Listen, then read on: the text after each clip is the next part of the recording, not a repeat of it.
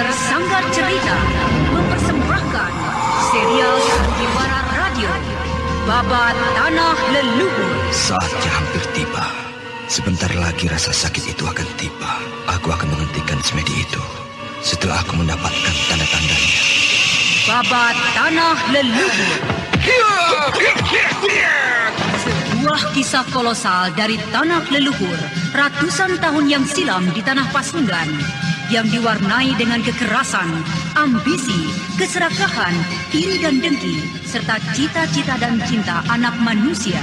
Kau belum juga mengatakan siapa pembunuhnya. Aku akan memberikan balasan yang setimpal padanya. Babat Tanah Leluhur. Naskah disusun oleh Tisar Sponsen. Ide cerita Cece Suhyar. Teknik dan montase Yadi Enos. Musik oleh Haris Sabar dengan sutradara Thomas Age. Babat Tanah Leluhur didukung oleh artis-artis Sanggar Prativi. Chris Urspon sebagai Raden Sakapal Waguna, Bucus sebagai Kilanjo, Herman sebagai Arit Lungka, AP Burhan sebagai Surembangan, dan pembawa cerita Neni Sumardi. Pada kisah yang lalu diceritakan, dua orang pengikut Ki Sampar Angin yang ditugaskan untuk mengawasi keadaan sekitar Padepokan telah mengambil tindakan sendiri, melakukan penyerangan ke sebuah pondok di mana Sakapal Waguna bersembunyi. Sementara itu, Anting Wulan yang sedang keluar mencari makan mendengar berita tentang Raden Karmapala yang tiba-tiba saja berada di tangan Mayang Selasi. Anting Wulan melakukan pengejaran dan ia menemukan Mayang Selasi tengah bertempur dengan Sariti. Anting Wulan mengambil alih pertempuran tersebut. Akan tetapi, setelah beberapa saat mereka bertarung, Mayang Selasi menjadi jemu dan kemudian meninggalkan Anting Wulan.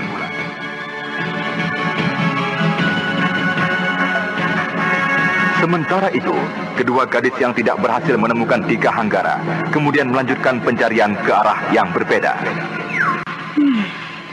Kemanakah laki-laki yang membawa lari Raden Karmapala? Coba, aku terus mencari ke arah dalam sana.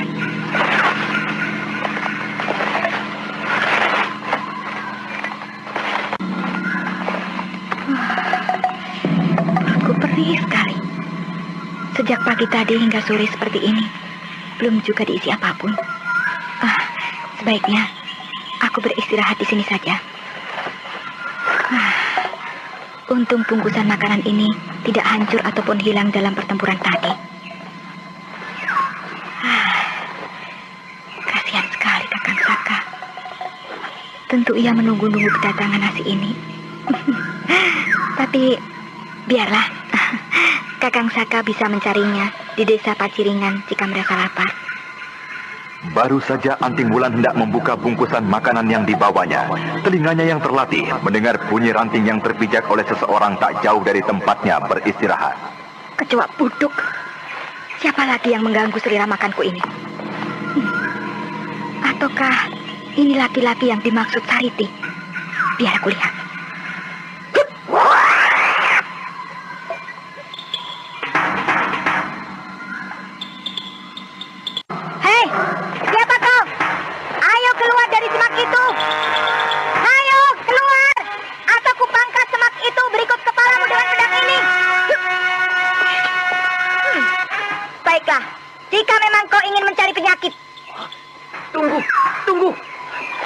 Jangan lakukan itu, Nona. Jangan. Siapakah kau? Mengapa kau mengikuti aku dari semak itu? Saya tidak mengintai Nona. Saya hanya memperhatikan Nona dari tempat ini. Setan belang, kecoa bodoh. Apa bedanya mengintai dan memperhatikan secara sembunyi-sembunyi? Saya penduduk daerah sini, Nona. Saya sedang dalam perjalanan kembali ke rumah saya. Dan saya melihat Nona sedang duduk di sana. Lalu saya mendekati dan melihat Nona lebih dekat dari tempat ini. Apa kau tidak melihat seseorang yang melalui jalan ini? Seorang laki-laki muda yang membawa seorang anak kecil. Seorang laki-laki muda, Nona. Tidak, Nona. Dari mana kau dan di mana tempat tinggalmu? Tentu saja dari sawah. Tidakkah Nona lihat pacul yang saya bawa ini? Hujan sudah mulai turun. Semua penduduk yang memiliki sawah sudah mulai menggarap kembali sawah miliknya. Di mana tempat tinggalmu? Itu, di sana. Tidak jauh lagi dari tempat ini. Ayo, kita ke sana. Aku ingin melihat tempat tinggalmu. Baik, mari Nona. Kau jalanlah di muka. Baik Nona. Pemuda tani yang ditemuinya itu kemudian berjalan di muka menuju ke tempat tinggalnya. Anting Wulan yang merasa curiga dengan sikap dan tindak tanduk orang yang ditemuinya, dengan tiba-tiba melancarkan serangan ke arah bagian belakang pemuda itu. Lepaskan Nona. Sakit sekali pundak saya. Aduh, lepaskan pegangan Nona. Kecoak bodoh tidak berguna. Aduh, kenapa Nona pendekar menyakiti saya? Apakah saya telah membuat kesalahan lagi pada Nona? Sudahlah, kau kembali saja pulang. Itu dia rumah saya, Nona. Sudah kelihatan dari sini. Bukankah Nona ingin datang ke tempat saya? Sudahlah. Maafkan semua perbuatanku tadi. Aku harus segera pergi dari sini.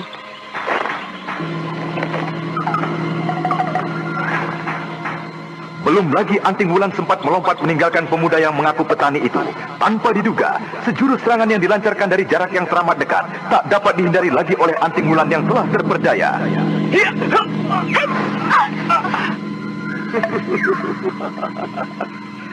Mau kemana kau, Nona? Mengapa cepat-cepat hendak pergi? Bukankah kau ingin mengunjungi pondokku? Ayo, marilah kau lihat pondokku itu. Setan belang. Kau pastilah pemuda penculik bocah itu. Iya, kau pastilah Dika Hanggara, manusia licik. Ayo, jika kau memang benar-benar seorang laki-laki sejati, bebaskan totokan ini. Kita bertempur sampai salah seorang mati berlumur darah.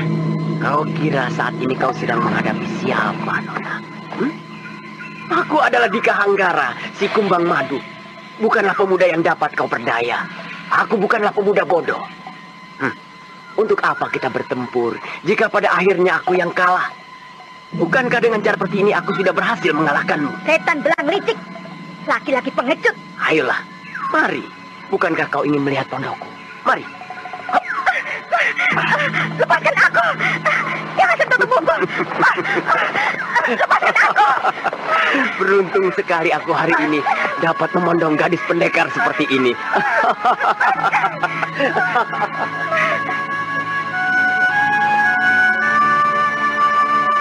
Anting Wulan yang menyadari keadaan akhirnya tidak lagi berteriak. Dan Dika Hanggara, pemuda hidung belang itu membawa Anting Wulan ke pondoknya yang tidak jauh lagi dari tempat pertemuan dengan gadis pendekar itu.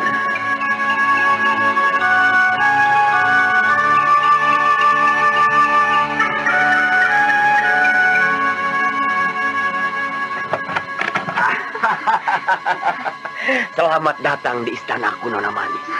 Nah, duduklah kau di pembaringan ini. Di mana kau sembunyikan anak itu? Ada di dalam sana. Apakah kau ingin bertemu? Baik. Akan kuambilkan anak itu kemari. Kau lagi? Apa salahku? Kalian menahanku seperti ini. Kau amat diperlukan oleh Prabu Jayasuntana, bocah. Oleh karena itu aku akan mempersembahkan kau padanya. Ada seseorang yang ingin bertemu denganmu. Nah, itu dia. Apakah kau mengenalnya? Rencana apa lagi yang akan kalian siapkan? Aku tidak kenal wanita itu. Pastilah dia kawanmu, sebagaimana wanita iblis tadi. Bocah setan. Kau berani meludahiku. Di sini bukanlah istana Karangsedana. Rasakan ini. Raden, apakah Raden adalah Pangeran Karmapala dari Galuh? Siapakah kau? Saya adalah salah satu murid dari Padepokan Gualarang. Saya adalah murid dari Eyang Wanayasa. Janganlah kau coba-coba membohongiku. Aku mengenal semua murid Padepokan itu. Raden, dengarlah. Saya adalah murid dari Eyang Wanayasa. Ketika Raden tiba di Padepokan, saya baru saja pergi ke Bukit Larang bersama-sama beberapa orang kakang saya. Kau pastilah salah seorang dari kelompok Ning Sewu. Di mana kawan-kawanmu yang lain? Bukankah kalian selalu pergi bersama-sama? Iya, benar. Aku adalah salah seorang dari kelompok Ning Sewu. Sebentar lagi, kawan-kawanku akan tiba di sini. Aku diperintahkan oleh Eyang Resi untuk mencari Raden Karmapala. Oh, jadi Bibi adalah Bibi Anting Wulan. Benar, Raden. Benar. Aku adalah Anting Wulan. Kau telah salah mengambil orang. Bocah ini bukanlah Raden Purbaya yang dibutuhkan oleh penguasa Karangsedana yang baru. Anak yang berada di hadapanmu adalah Raden Karmapala, putra dari Mahaprabu Sana dari Galuh. Kau mau coba-coba membalas menipuku? Tidak bisa Adak Manis. Sayang sekali aku sedang menunggu kekasihku Mayang Telasi. Jika tidak, Mau apa kau mendekatku? Pergi. Pergi menjauh sana. Sayang sekali. Jangan sentuh tubuhku. Pergi, setan. Apa ini? Iya. Kasihan sekali. Agaknya kau sudah menjadi lapar sekali. Iya. Aku mengganggumu ketika kau ingin membuka bungkusan ini. Kau membawa 2 bungkusan. Apa ini untukku? Terima kasih. Kebetulan aku pun sudah saatnya untuk makan.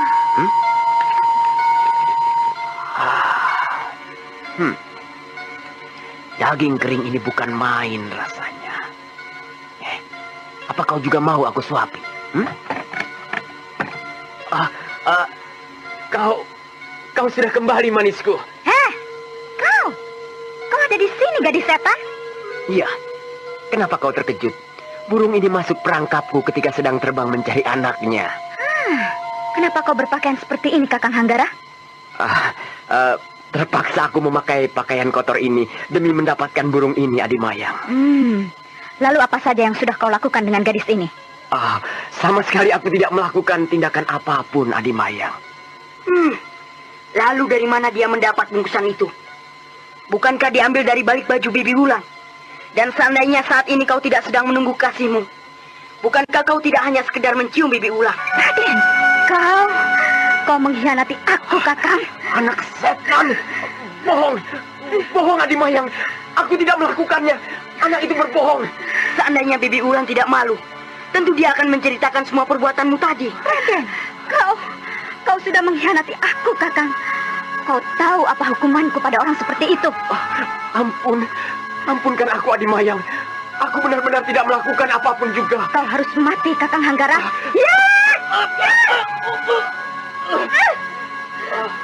Kau harus mati, Kakang. Maafkan aku, Adimayang. Aku benar-benar menyesal. Maafkan aku. Aku sungguh-sungguh menyayangimu, Adimayang. Aku mencintaimu, Adimayang. Semua ini adalah karena ulahmu, gadis setan. Karena itulah kau yang harus mati. Lalu, bagaimana dengan pertarungan kita yang belum selesai? Apakah ini akan kau jadikan penyelesaiannya? Setan, aku tidak takut denganmu. Tapi aku tidak akan berlaku bodoh untuk melepaskanmu. Kau harus mati saat ini juga. Tunggu, Adimayang. Jangan bunuh wanita itu. Kita sangat memerlukannya. Kau benar-benar ingin mati, Kakang?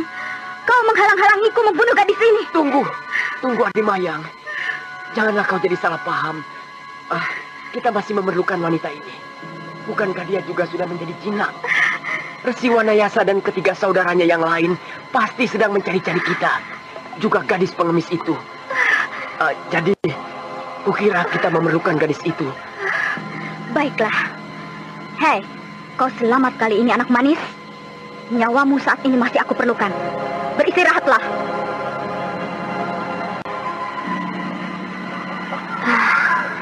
Aku sudah mencari di sekitar sini, tapi tidak juga kutemukan. Apakah justru Wulan yang berhasil menemukan si kumbang madu itu? Aku akan mencoba mencari di sebelah kanan jalan. Mudah-mudahan aku dapat menemukan. Anda sekarang masih mendengarkan Sandiwara Radio Babat Tanah Leluhur di channel Fauzan Ihsan.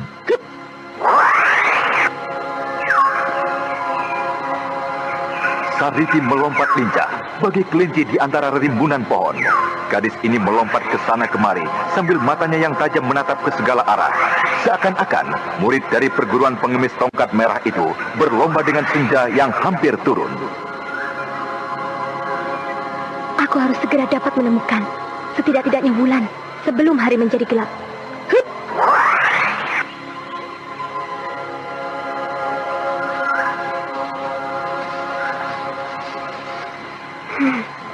Itu ada sebuah pondokan. Aku akan mencoba untuk menyelidiki ke sana. Hup!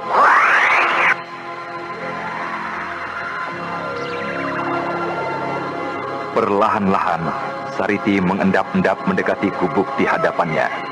Bagaikan gerak seekor kucing, beberapa saat saja gadis itu telah berada di samping gubuk, tempat di mana Raden Karmapala dan Anting Wulan disembunyikan.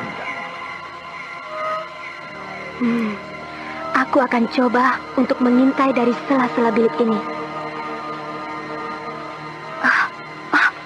Benar, ternyata dugaanku benar.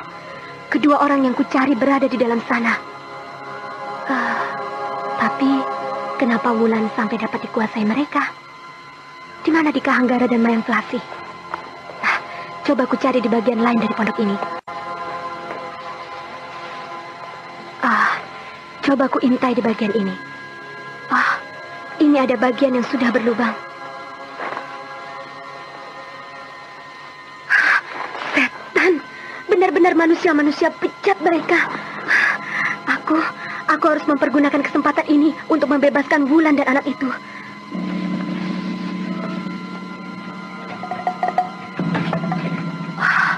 Beruntung aku, pintu ini tidak mereka kunci.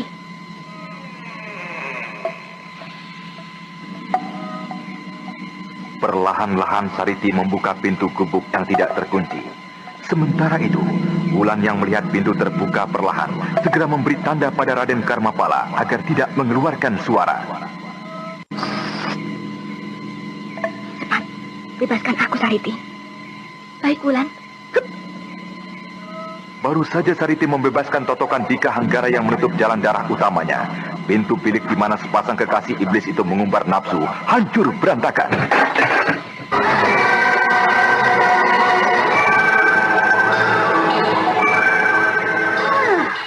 Rupanya kau lagi pengemis celaka? Ya! Mayang Selasih yang mendengar suara-suara mencurigakan di ruang tengah bilik, di mana tawanannya ditempatkan menjadi curiga. Dan segera saja, wanita iblis ini melompat keluar sambil memukul hancur pintu biliknya. Dan segera menyerang Sariti dan Anting Wulan yang masih lemah karena tertutup jalan darah utamanya beberapa saat. Ya! Lindungi anak itu, Wulan! Anting Wulan yang baru saja lepas dari pengaruh totokan Dika Hanggara belum lagi menemukan kembali kekuatannya. Akan tetapi pemuda itu yang sudah menjadi gentar dengan nama dari Ning Sewu justru menyerang Sariti. Sariti, pengemis wanita dari perguruan tongkat merah yang saat itu sedang kerepotan melayani selendang dari bidadari pencabut nyawa, melenting tinggi menghindari serangan dari Dika Hanggara.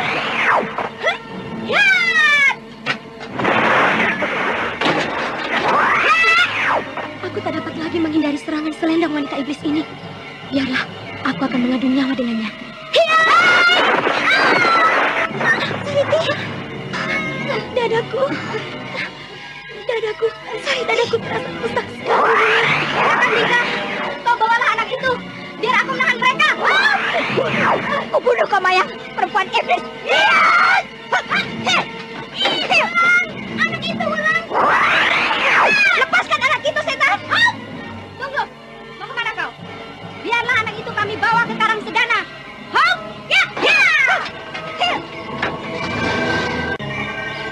Kira Dika sudah cukup jauh meninggalkan tempat ini. Aku harus segera meninggalkan tempat ini. Mayang Selasih melompat tinggi ke atas dan membobol atap pondok tempat di mana mereka bertempur. Anting Wulan yang segera melenting mengejarnya ke atap. Akan tetapi setibanya di atas, ia masih sempat melihat Mayang Selasih menghilang ke arah barat. Saat itu hari telah menjadi gelap. Batang-batang pohon yang besar di sekitar pondok menjadi tabir yang menyelimuti bayang-bayang kedua lawannya.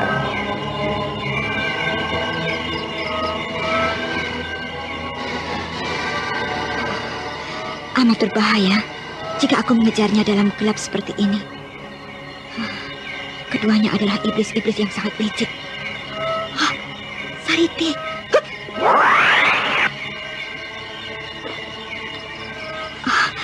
Bagaimana keadaanmu, Sariti? Tidak apa-apa, Wulan. Kau cobalah lindungi aku. Aku akan mencoba mengobati lukaku dengan tenaga dalamku. Lakukanlah dengan tenang. Aku akan menjagamu di sini.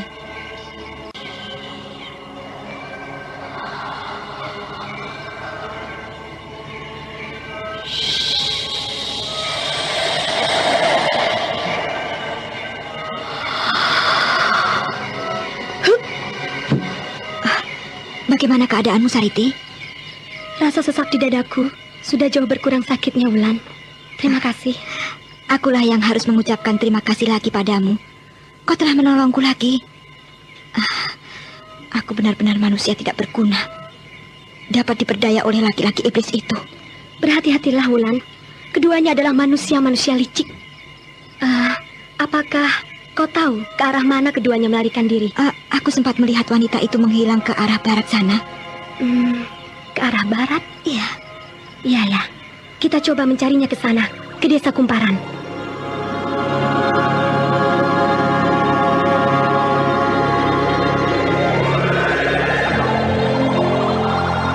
Demikianlah, kedua gadis itu kemudian menuju desa Kumparan, sebuah desa yang cukup besar, yang letaknya tidak terlalu jauh dari desa Paciringan.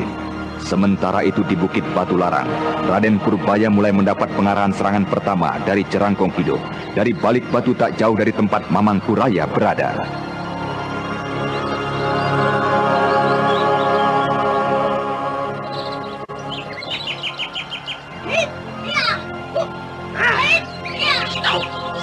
Stop, Bocah.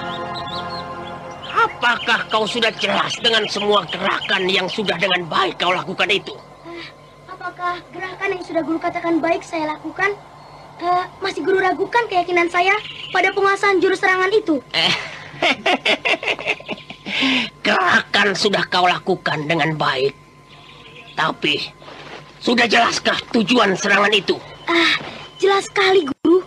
Serangan tangan saya yang ke muka adalah untuk tenggorokan lawan. Kemudian, langkah kaki selangkah ke depan adalah untuk menyusulkan serangan seandainya lawan saya mendoyongkan tubuhnya ke belakang sambil meneruskan kibasan tangan saya yang kepalanya telah berubah menjadi cengkraman ke arah samping kanan. Kemudian, langkah kaki selangkah ke depan adalah untuk menyusulkan serangan seandainya lawan saya mendoyongkan tubuhnya ke belakang sambil meneruskan kibasan tangan saya yang kepalanya telah berubah menjadi cengkraman ke arah samping kanan. Kemudian, putaran serangan kaki ke arah yang berbeda adalah untuk menutupi kemungkinan lain agar lawan tak dapat menghindarkan diri lagi dari serangan ini. Bagus. Kau benar-benar cerdas, Bocah. Beristirahatlah di sini. Sudah cukup lama kau berlatih. Ya, saya memang merasa sangat lelah, Guru.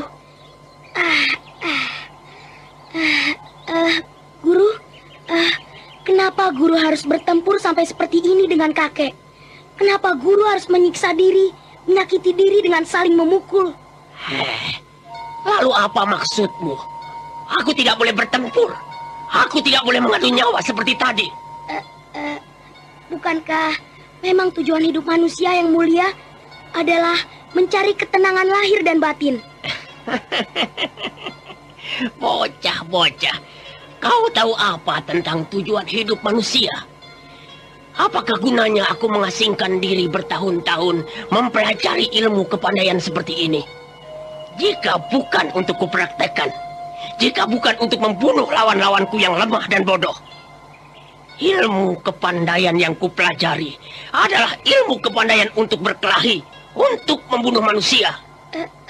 Bukankah kita mempelajari ilmu kepandaian seperti ini adalah untuk membela diri, untuk menjaga diri? Bocah. Agaknya kau memang sudah dirasuki oleh ajaran dari Siwanayasa tentang kebaikan-kebaikan dari golongannya dan keburukan dari golongan lain. Siapapun dia, jika sudah mempelajari sejurus dua jurus ilmu memukul dan menyerang, berarti sudah mempersiapkan diri untuk menyakiti dan membunuh seseorang. Kenapa kau diam saja, bocah? Apakah kau masih penasaran dengan perkataanku? Jika suatu saat kau bertemu dengan si Wanayasa yang lagaknya sudah seperti dewa itu, kau tanyakanlah padanya, apakah dia belum pernah membunuh seseorang? Tapi jika yang kita bunuh adalah seorang yang sangat jahat, itu sudah seharusnya kan? Kita tidak dapat disalahkan jika kita membunuh orang jahat. Kenapa kau jadi ketakutan seperti itu? Apakah kau sudah pernah membunuh seorang manusia? Kau menjadi gemetar seperti itu. Ada apakah, bocah? Iya, aku sudah membunuh seorang manusia. Ternyata kau hebat sekali, bocah. Kau hebat sekali, muridku. Masih sekecil ini, kau sudah dapat membunuh seseorang. Tapi aku membunuh seseorang yang sangat jahat. Seorang yang sudah seharusnya menerima hukuman seperti itu. Dia sudah menyakiti ibuku. Dia sudah menyakiti diriku. Kau katakan sudah seharusnya kau membunuh orang itu.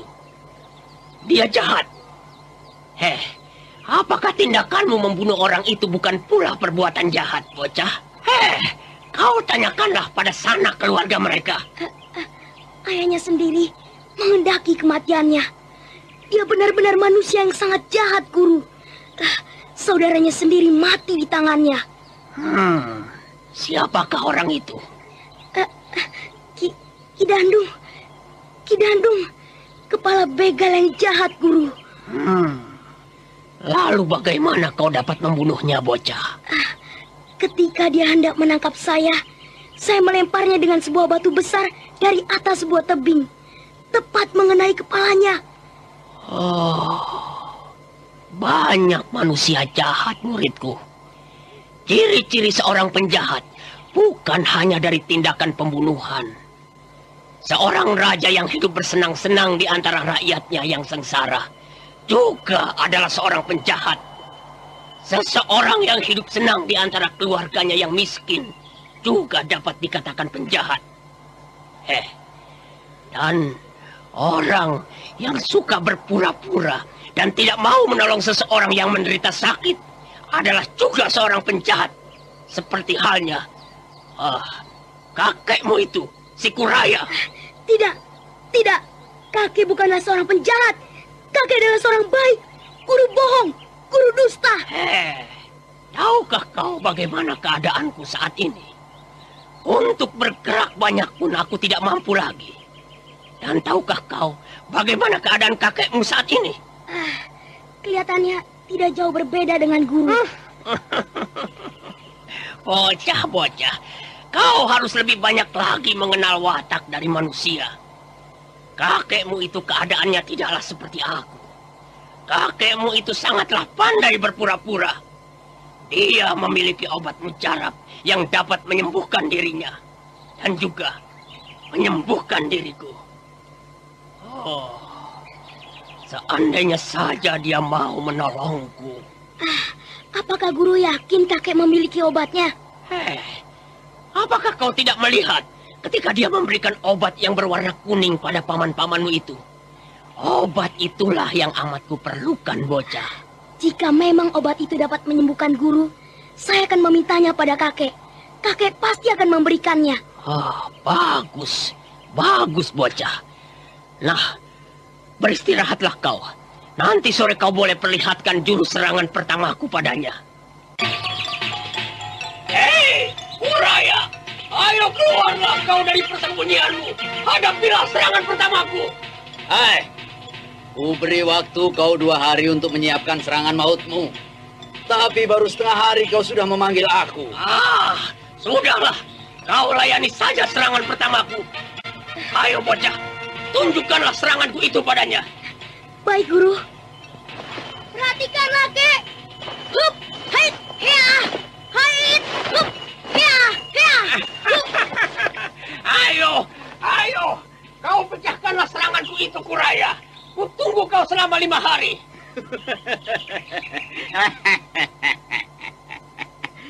Ilmu kelas kambing saja kau tunjukkan padaku. Kurasa tanpa kubimbing, anak itu pun akan sanggup memecahkannya. Kau tidak percaya, Jeranggong? Baiklah. Coba kau mainkan satu jurus dari pembukaan kincir metumu. Jurus gerbang dewata. Apakah jurus gerbang... Kau mainkanlah jurus gerbang dewatamu yang terbaik. Tentu yang dimaksudkan kakek adalah gerbang dewata yang telah disempurnakan. Baiklah, Kek. Jeranggong, perhatikan baik-baik pemecahan dari seranganmu tadi. Ayo, bocah.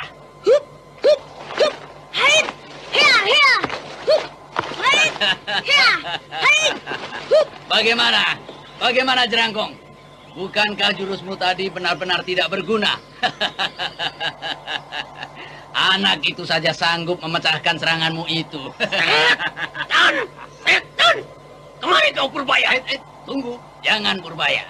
Sekarang giliranku. Serangan balasan belum kuberikan untukmu, Jeranggong. Anak itu tadi hanya memecahkan seranganmu. Ayo, kemari bocah, kemari. Setan, awas. Aku akan membuat kau tidak berdaya dengan serangan berikutnya. Marilah kita ke balik batu sana, bocah. Aku akan membuat gurumu itu menyerah dan mengaku kalah padaku. Setan! Jeranggong hidup yang semula memang belum sepenuh hati memberikan jurus-jurus keistimewaannya menjadi geram dan penasaran ketika jurusnya dipecahkan oleh muridnya sendiri. Anda sekarang masih mendengarkan Sandiwara Radio Babat Tanah Luhur di channel Fauzan untuk Ihsan. menyiapkan serangan balasan pada Jeranggong. Sementara itu, Sariti dan Antingwulan yang sedang melakukan pengejaran untuk membebaskan Raden Karmapala dari tangan Mayang Telasih dan Dika Hanggara telah berada di desa Kumparan. Semalam-malaman kita sudah mengelilingi desa ini, tapi kita tidak berhasil menjumpai mereka. Lalu, apa yang sebaiknya kita lakukan, Wulan? Malam tadi, penyelidikan kita kurang teliti, Sariti. Kita coba mengulangi sekali lagi. Ayolah, kita ke sebelah timur desa ini. Baik, Wulan. Tunggu, Wulan. Aku melihat seseorang yang mencurigakan di depan penginapan sana. Orang itu tidak jadi keluar ketika melihat kita. Siapakah dia, Sariti? Aku tidak jelas. Orang itu mengenakan topi caping yang menutupi seluruh wajahnya. Ayo, Wulan, kita lihat ke sana. Itu, ke penginapan itu.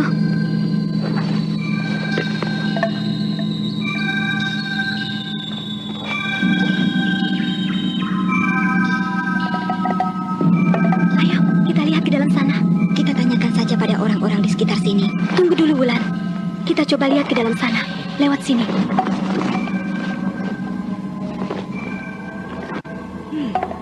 Mau kemana kita, Sariti?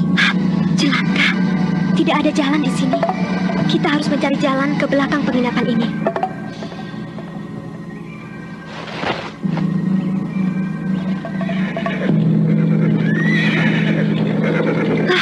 Itu pasti mereka. Ayo, Wulan, cepat kita keluar saja. Cari jalan ke belakang penginapan ini melalui atap, Sariti. Ayo.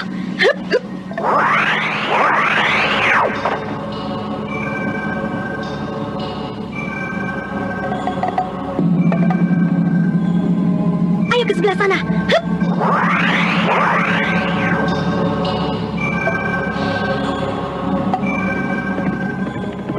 Berikan wanita iblis itu padaku, Sariti. Oh, hadapilah laki-laki itu.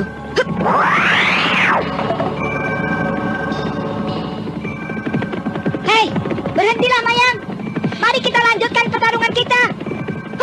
Hiya!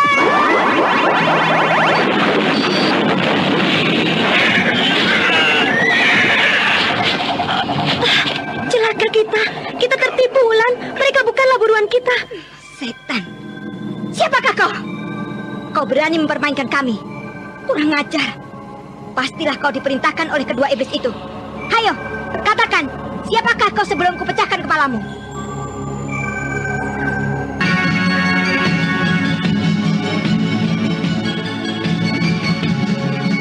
Anting Wulan menjadi demikian geramnya ketika mengetahui bahwa dirinya telah tertipu kembali.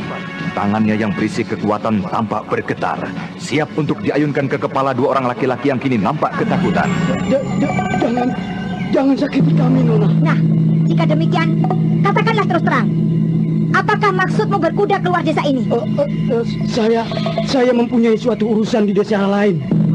Saya harus tiba di sana secepatnya. Jadi, aduh. Jika kau tidak ingin lumpuh seluruh tenagamu, katakan dengan terus terang.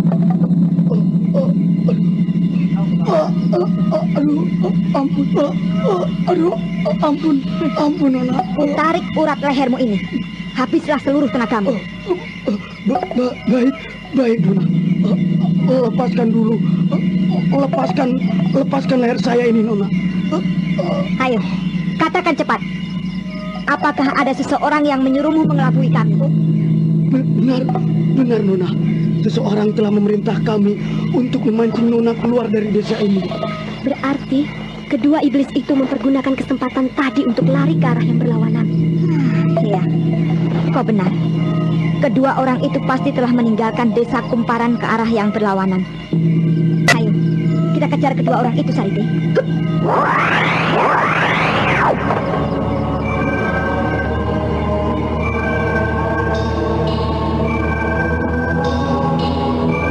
Kedua gadis muda perkasa itu berlari ke arah barat.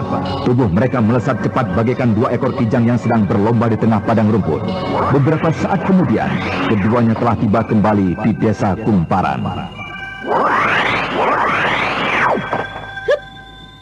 Bagaimana, Wulan? Ke arah mana kira-kira kedua iblis penculik itu pergi? Aku pasti, Sariti, ke arah sana. Dia pasti akan mempergunakan kesempatan tadi untuk lari sejauh-jauhnya. Ayo.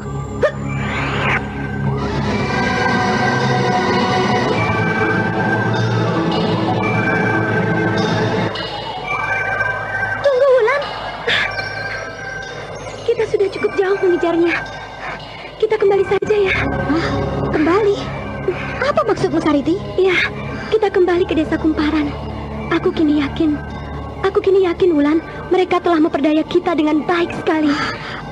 Aku tidak mengerti, Sariti. Apa maksudmu? Kenapa kita harus kembali ke desa Kumparan?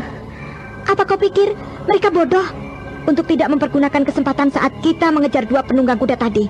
Justru mereka terlampau cerdik, Wulan. Mereka telah memperhitungkan apa yang akan kita perbuat, apa yang kita perhitungkan. Jadi, mereka masih tetap ada di Kumparan. Malah, justru mereka ada di penginapan tadi. Luka yang kubuat di pundak Mayan Telasih, kurasa tidak memungkinkan dia terus-menerus untuk melakukan perjalanan. Jika demikian, mari kita selidiki penginapan itu. Itu dia penginapannya. Sayang sekali, di sini tidak ada orang-orangku dari perguruan pengemis tongkat merah yang dapat kusuruh untuk menyelidiki ke dalam sana. Tapi tunggu, Wulan. Kukira sebaiknya kau menunggu di atas genting penginapan. Aku akan mencoba mencari ke dalam penginapan ini. Seandainya kedua iblis itu sudah lebih dahulu mengetahui kedatanganku dan keluar dari penginapan ini, kau akan dapat mengetahuinya dari atas genting sana. Biarlah aku mencoba dahulu dengan aji 4 arah pembeda gerak. Kita harus mengetahui dahulu di mana letak kamarnya. 4 arah pembeda gerak? Iya. Aku ingin mencoba mengetahui dengan pasti di mana letak kamarnya. Dan juga apakah betul mereka ada di dalam penginapan itu. Kau benar-benar hebat, Wulan. Lakukanlah.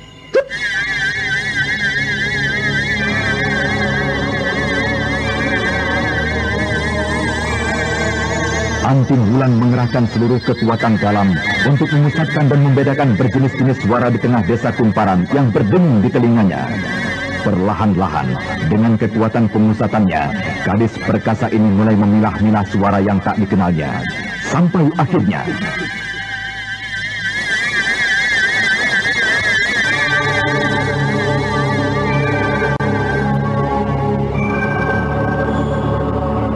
Sariti, aku berhasil mendengarnya, Sariti. Di mana mereka berada, Wulan? Sebentar.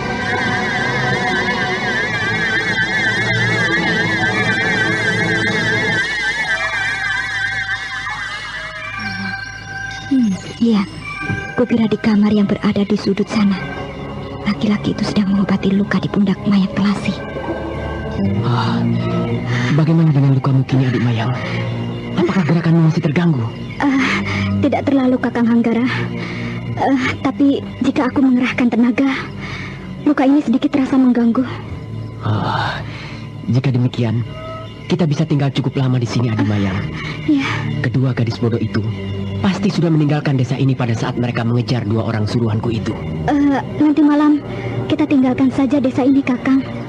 Lebih cepat tiba di Karangsedana, kukira lebih baik. Tapi luka... Tidak apa. Lukaku tidak akan menjadi hambatan. Aku khawatir kedua gadis itu akan kembali mengejar ke arah Karangsedana. Seandainya mereka tidak berhasil menemukan kita di tempat lain. Kita akan melakukan perjalanan malam, Kakang. Dan mulut anak itu, agar tidak meributkan kita, dapat kita bungkam seperti sekarang ini. Oh iya, apakah kau sudah memberi makan anak itu? Berilah makan secukupnya. Kita akan melakukan perjalanan sepanjang malam. Kukira sudah cukup, Adimayang. Belum berapa lama anak itu sudah menghabiskan 2 piring nasi.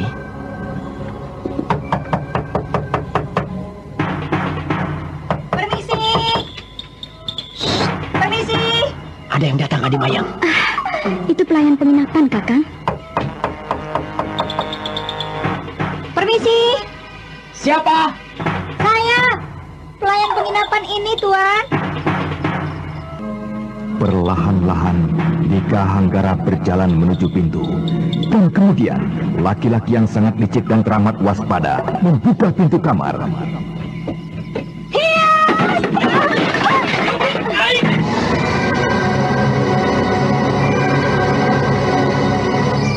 Ketika Mayang Telasi menyadari keadaan dan ingin menguasai tawanan, namun terlambat. Dari jendela kamarnya yang terbuka, pada saat yang bersamaan dengan teriakan serangan Anting Wulan, sebuah bayangan berkelebat masuk dan menyerangnya.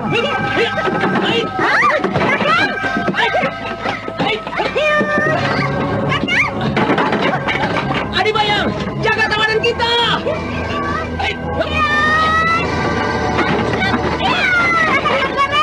Ayo kita tinggalkan tempat ini. Baik, Adimayang. Mau kemana kalian? Aku tidak akan membiarkan lagi kalian pergi meninggalkan tempat ini. Wulan, ini dia anak yang kita cari-cari. Biarkan mereka pergi. Kau jagalah anak itu, biar aku menyelesaikan kedua iblis itu.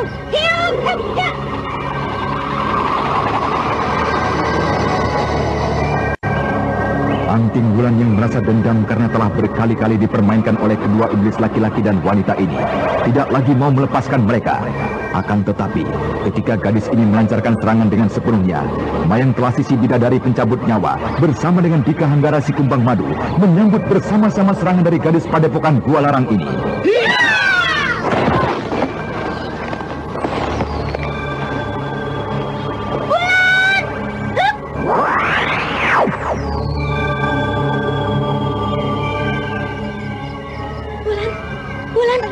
Bagaimana keadaanmu, Wulan? Tidak apa. Pukulan gabungan kedua iblis itu terlalu kuat untukku. Suatu saat nanti kita harus membalaskan semua perbuatan mereka ini. Di mana mereka? Mereka telah pergi meninggalkan tempat ini, Wulan. Dan agaknya Mayang Telasi pun menjadi semakin parah lukanya. Dia pergi meninggalkan tempat ini dengan tubuh yang limbung. Ayolah, kita tinggalkan tempat ini. Sebelum para penghuni penginapan ini mendatangi tempat ini. Tapi, bagaimana keadaanmu, Wulan? Kau bawalah anak itu. Aku masih sanggup untuk pergi meninggalkan tempat ini.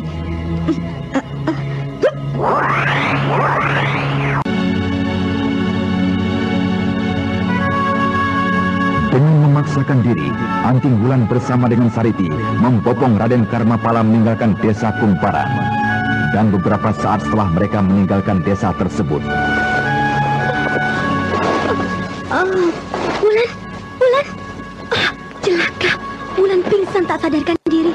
Luka dalam akibat pertempurannya dengan kedua iblis tadi benar-benar parah. Aku akan mencoba meringankan penderitaannya dengan tenaga dalamku. Tapi aku harus menyadarkannya dulu. Untuk menyadarkannya, aku harus mengaktifkan kembali beberapa jalan darahnya yang menuju ke otak.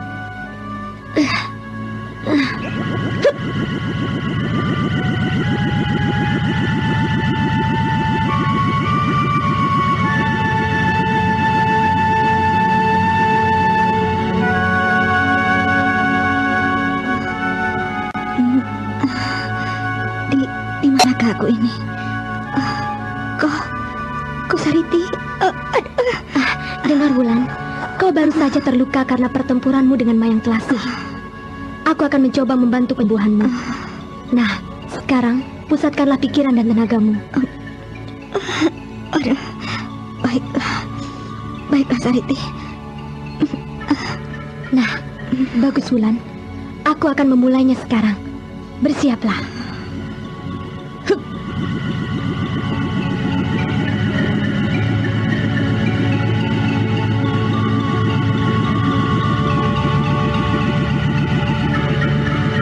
Perlahan-lahan, Sariti, gadis dari perguruan tongkat merah itu, menyalurkan tenaga dalam ke tubuh Anting Wulan.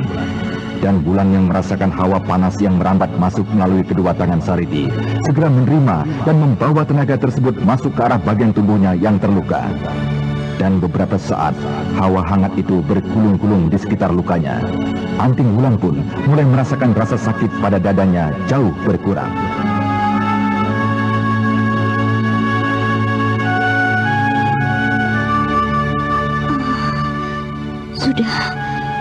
Sudah cukup Sariti. Aku sudah mulai merasa segar. Rasa sakitku sudah jauh berkurang. Terima kasih banyak atas bantuanmu Sariti. Aku semakin banyak berhutang budi padamu. Tolong kau bebaskan Raden Karmapala. Sejak tadi tidak sepatah pun yang dapat keluar dari mulutnya. Pasti anak itu mengalami hambatan pada jalan darah di lehernya. Ya.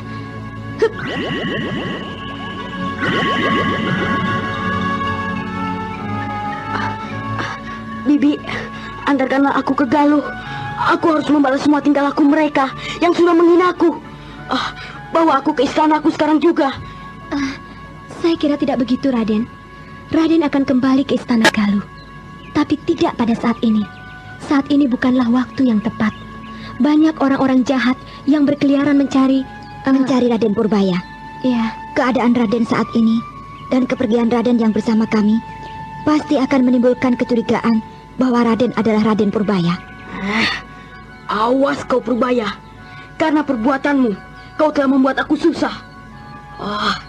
Kelak aku pasti akan membalas semua dendamku, terutama padamu.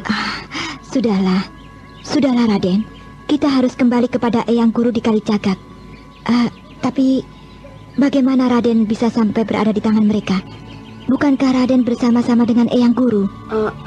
Saya merasa bosan tinggal di dalam gua seorang diri, Bibi. Jadi ketika Eyang pergi meninggalkan saya, gua itu saya tinggalkan. Sampai akhirnya saya ditangkap oleh orang-orang jahat itu, Bibi. Kau nakal sekali, Raden. Kau pasti sudah membuat pusing Eyang Guru.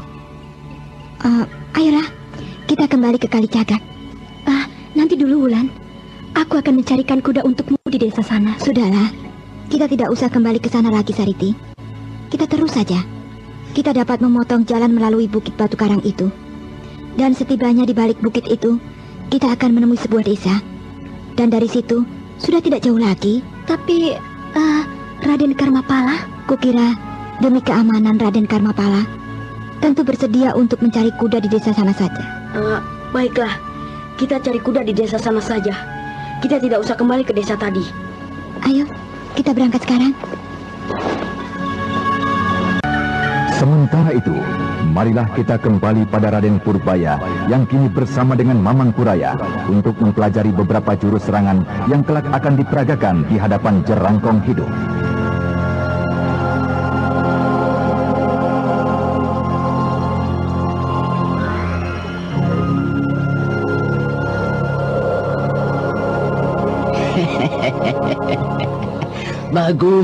Bagus. Kau sudah menguasai dengan baik jurus kelanjutan dari Gerbang Dewata. Sekarang kau coba mainkan sekali lagi jurus tersebut. Akan tetapi kau rubah sedikit kuda-kudamu. Janganlah kau pergunakan kedua kakimu, tapi sebuah saja. Sebuah? Ya. Sebelah kaki maksud kakek? Iya, sebelah kaki. Pergunakan kaki kirimu saja. Dan kaki kananmu letakkan pada lutut kirimu. Tapi saya kira itu sulit sekali untuk dilakukan, Kek. Lakukanlah dulu. Jangan sekali-kali kau menyebut kata sulit. Lakukan. Baik, Kek. Hup, hup, ya, hup, ya, hei, ya. Pangeran mahkota dari Karangsedana itu pun kemudian mencoba untuk melakukan perintah dari Mamangkuraya.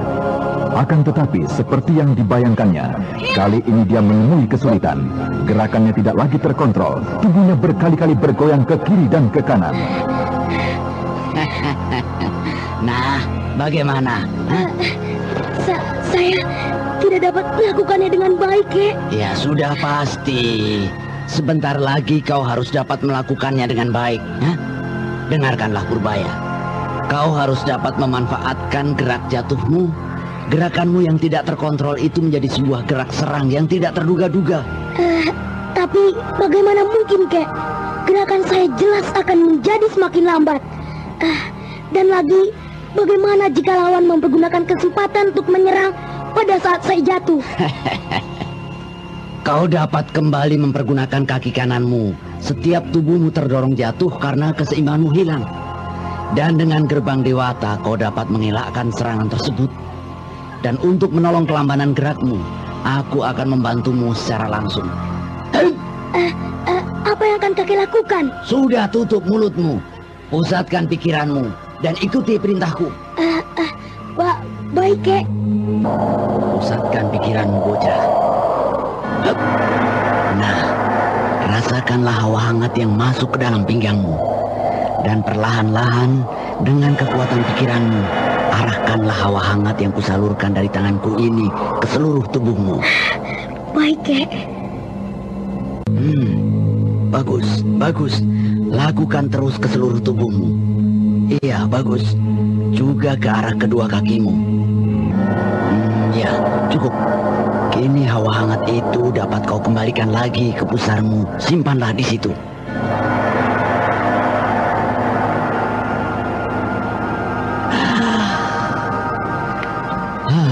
Bagus. Bagus, kau memang sangat pandai. Tidak salah aku menunjukmu sebagai alat untuk pertarungan ini. Lalu, untuk apakah semua yang kulakukan barusan itu? Bocah. Tahukah kau, hawa hangat yang kusalurkan ke dalam tubuhmu tadi adalah tenaga murniku. Sebagian dari tenaga murniku. Dengan tenaga tersebut, kini kau dapat melakukan gerak yang kau katakan sukar dan lamban tadi menjadi lebih cepat. Nah, coba ulanglah kembali jurus gerbang Dewata. Dan kemudian lanjutkan dengan jurus berikut dari kincir metu dengan kuda-kuda satu kaki. Akan saya coba, Kek. Hup, hei, ya, ya. Kenapa jadi seperti ini saya, Kek? Apa yang terjadi dengan tubuh saya? Anak bodoh. Tubuhmu kini sudah dilambari dengan tenaga murni yang tadi kusalurkan. Nah, kendalikan tenaga itu dengan sebaik-baiknya. Dengan kekuatan pikiranmu, kau dapat mengarahkan tenaga itu ke pusat kaki untuk kuda-kudamu. Dan juga tenaga itu kau salurkan ke kedua tanganmu. Kakek terlalu. Dengan demikian, kakek semakin mempersulit saja gerak yang harus saya lakukan. Apa? Bocah bodoh. Tahukah kau apa yang baru saja kuberikan padamu? Itu adalah tenaga dalam yang seharusnya kau pelajari selama 5 tahun. Ayo, pusatkan sebagian dari tenagamu pada kedua kakimu. Tahukah kau, baru saja kau melemparkan semua tenagamu pada kedua tanganmu, sedang kedua kakimu tidak mendapatkan bagian sedikit pun. Tentu saja kau terbawa oleh kekuatanmu itu. Ayo ulangi. Baik, Kek. Hup, hei, ya, hup, hei, ya, ya, hup, hup, ya. Bagus, bagus. Lanjutkan dengan berikutnya. Jurus kedua sampai dengan kelima dari kincir metu yang sudah kau tunjukkan tadi. Akan tetapi ingat, hanya dengan kuda-kuda satu kaki. Dan ingat, manfaatkan setiap doyongan tubuhmu. Baik, Kek. Hup, hei, hup, ya, ya, ya, hup, ya, hei. Di atas tanah bebatuan, tubuh dari bocah yang tidak kenal arti takut itu mencoba untuk mengikuti gerak limbung tubuhnya. Berkali-kali anak yang masih berumur tidak lebih dari 12 tahun itu tidak berhasil menguasai tubuhnya dan jatuh ke batu-batu yang berserakan di bawah. Akan tetapi, ia bangkit kembali dan mencoba mengulang dan terus mengulang. Sampai akhirnya, terlihat tubuh bocah yang terlihat keras jatuh, tiba-tiba melenting sebelum tiba di tanah. Anda sekarang masih mendengarkan Sandiwara Radio Babat Tanah Luhur di channel Fauzan Kemudian Ihsan. melanjutkan dengan gerakan kincir mentu, jurus 1, 2, 3 hingga jurus kelima. Bagus anak cerdik. Tidak kusangka kau akan secerdik ini untuk menguasai jurus itu. Dengarlah bocah, kau kuasailah, sempurnakanlah jurus tadi. Hanya dengan jurus itu pun, kau akan dapat mengalahkan semua tokoh-tokoh kelas 2 di tanah Pasundan dan Jawa ini. Bagaimana mungkin, Kek? Dengan tenaga anak-anak yang saya miliki, rasanya tidak mungkin saya dapat melakukan yang kakek katakan tadi. Jika kau kuasai jurus tadi dengan sempurna, dan ditambah dengan beberapa petunjuk yang akan kuberikan lagi, dalam beberapa bulan saja, kau akan dapat membuat kerepotan paman dan bibimu. Coba kau ambil batu besar itu. Baik, Kek. Bukan yang itu. Itu yang di sebelah kirimu. Yang ini, Kek. Itu, ya, yang di bawahnya. Yang mana, Kek? Anak goblok. Itu yang kau pegang itu. Angkat dan bawa kemari. Yang ini? Iya, batu itu bawa kemari. Kakek bercanda. Bagaimana mungkin saya akan dapat mengangkatnya? Batu yang hampir sama besarnya dengan tubuh kakek. Angkat, bawa kemari. Apalagi yang kau tunggu? Dengan gerak yang tidak pasti, Raden Purbaya mencoba untuk mengangkat batu besar yang sebagiannya masuk melesat ke dalam tanah kering.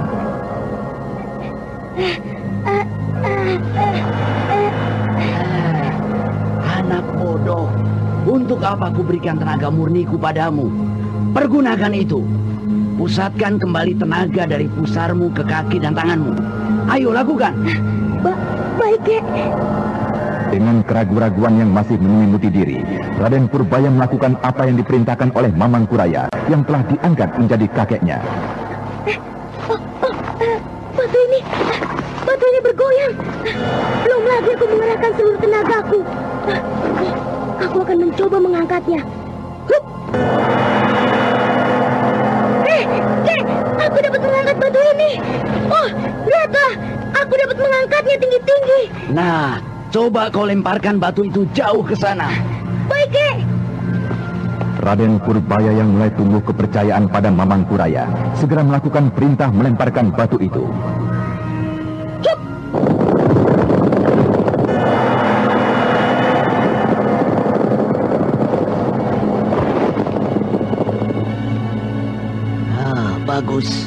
Bagus, kau dapat melemparkan batu hingga 2 tombak.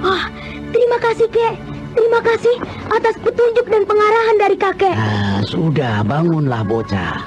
Duduklah di sampingku. Beristirahatlah, kukira kau sudah sangat lelah. Baiklah, Kek.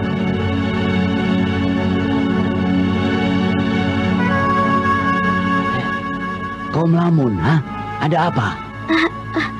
Bolehkah saya bertanya pada kakek? Tentu boleh saja. Kenapa tidak? Apa yang hendak kau tanyakan padaku, bocah? Saya tahu kakek adalah seorang yang baik. Saya belum pernah melihat kakek menyusahkan orang.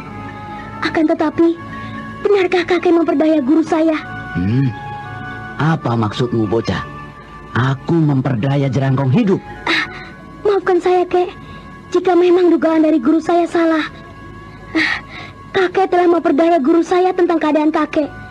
Kakek sebenarnya tidak dalam keadaan sakit karena kakek memiliki obat untuk racun ular api. Kenapa kakek diam? Apakah benar yang dikatakan oleh guru saya itu? Gurumu benar. Aku memiliki obat untuk racun ular apinya. Racun yang kuderita sudah berhasil kupunahkan.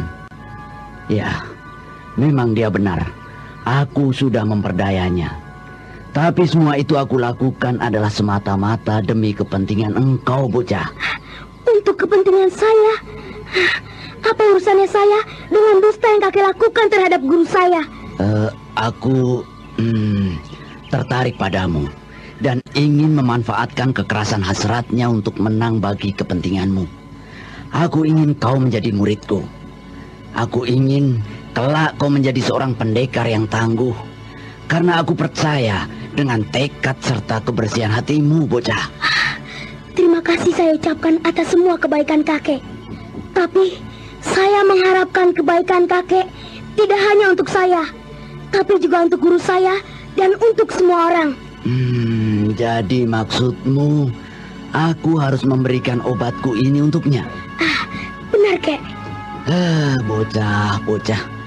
Apakah kau tidak tahu siapa Jerangkong Hidup? Ya. Tapi biarlah. Sebagaimana kau memberi kepercayaan padanya, aku pun juga demikian. Nanti kau akan mendapat obat itu. Terima kasih, Kek. Terima kasih. Nah, sekarang marilah kita lanjutkan latihan ini. Baiklah, Kek. Hei, hup, hei, ya, ya, ya, hup, hei. Belum setengah harian Raden Purbaya berada bersama-sama dengan Mamang Kuraya. Hari pun telah menjadi gelap, dan kedua tokoh tua itu pun bersepakat untuk melanjutkan esok pagi. Malam harinya, Raden Purbaya tetap bersama-sama dengan Mamang Kuraya. Mereka menyandarkan buh pada batu-batu besar yang banyak terdapat di sekitar itu. Sambil memandang jauh ke angkasa raya yang diterangi oleh sepotong bulan dan ribuan bintang yang bertebaran. Sesekali, Mamang Kuraya mengelus-elus jenggotnya yang panjang dan menghela nafasnya di tengah kesunyian malam tersebut. Ada apa, Kek? Apakah ada sesuatu yang sedang kakek pikirkan? Dari mana kau tahu aku sedang memikirkan sesuatu, bocah? Pandangan mata kakek yang jauh ke atas langit dan juga tarikan nafas kakek. Bagus. Agaknya kau memiliki pandangan yang cukup tajam. Benar. Aku memang sedang memikirkan sesuatu. Perbuatan-perbuatanku di masa yang lalu yang kini mengakibatkan aku menjadi seperti ini. Terasing dari dunia luar, dunia kependekaran tanah Pasundan dan Jawa. Apa itu, Kek? Perbuatan apa yang sudah kakek lakukan?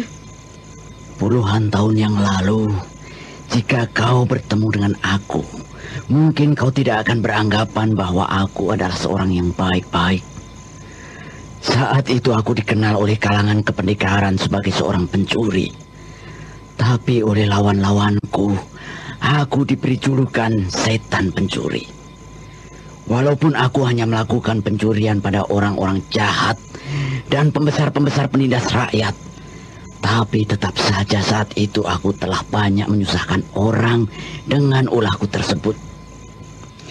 Dengan kepandaian tersebut, tanpa diketahui oleh seorang pun, aku dapat mencuri sebagian harta para pembesar-pembesar jahat.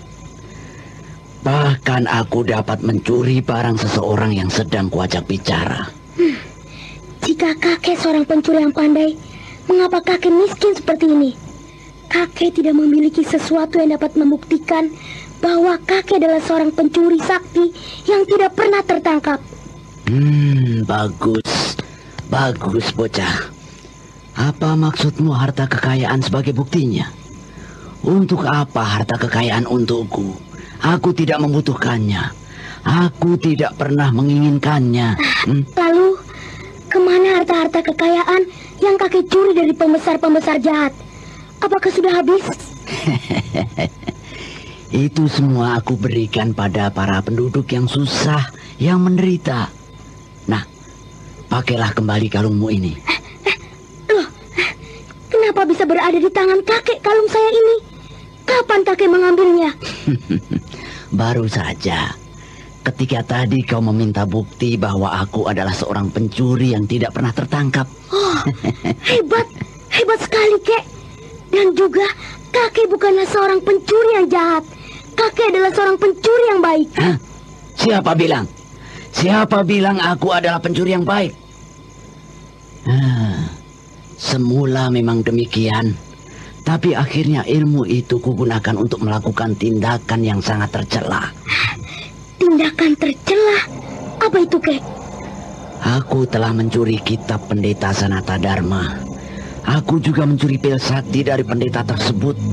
Dan aku juga mencuri aji mati suri dari Ki Poho Segala si tabib dewa. dengan aji tersebut, beberapa bulan setelah aku mencuri kitab sakti pendeta tersebut, aku kedapatan mati di dalam kamarku. Dan 1 minggu kemudian, aku tersadar kembali dan berhasil membobol kuburan tersebut dari dalam peti matiku. Sejak saat itu aku aman dari incaran pendeta sakti itu. Dan kakek mengasingkan diri? Iya, aku mengasingkan diri, mempelajari aji semati Dewa Gila dari kitab yang kucuri. Akan tetapi setelah aku berhasil menguasainya, aku pun tidak memiliki keberanian untuk tampil di dunia kependekaran. Sampai akhirnya aku tidak dapat menahan diri ketika melihat padepokan muridku diganggu oleh cerangkong hidup. Akhirnya pendeta itu akan tahu juga perihalku jika ia masih hidup hingga saat ini. Kakek tidak usah bersedih. Jika kakek ingin bertobat dan mau mengembalikan kitab yang kakek curi pada pendeta itu, tentu pendeta itu juga akan memaafkan kakek. Ya, mudah-mudahan saja. Mudah-mudahan saja. Tidurlah bocah. Besok kau sudah harus kembali belajar. Setelah Jerangkong hidup menyaksikan jurus serangan yang kuberikan. Baik, Kek. Saya tidur. Keesokan hari, belum lagi sang mentari dengan sempurna menampakkan keperkasaan. Udara dingin belum sirna. Dari balik batu-batuan, tampak Mamangkuraya dan Raden Purbaya tengah bersiap-siap. Ayolah, kita segera temui gurumu si Jerangkong hidup. Tapi, mana yang kakek janjikan kemarin? Janji apa yang kau ucapkan padamu? Bukankah kakek ingin memberikan obat untuk luka yang diderita guru? Oh, iya. Aku memang telah berjanji padamu kemarin. Baiklah, ini kau berikanlah pada gurumu. Dan katakan pula, untuk kesembuhan total ia harus meminum obat ini sebuah lagi. Aku akan memberikannya setelah 7 hari. Terima kasih, Kek. Ayolah, aku ingin segera mempertunjukkan ilmu yang telah kakek berikan ini.